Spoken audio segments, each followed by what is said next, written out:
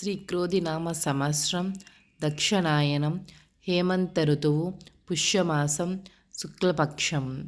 సూర్యోదయం ఉదయం 6:52 సూర్యాస్తమయం సాయంత్రం 5:53.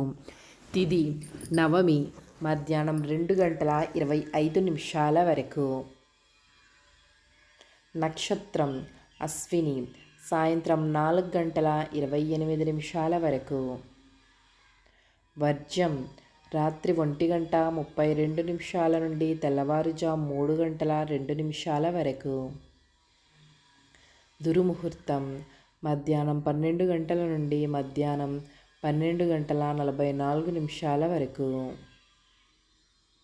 రాహుకాలం మధ్యాహ్నం 12:22 నుండి మధ్యాహ్నం 1:45 వరకు.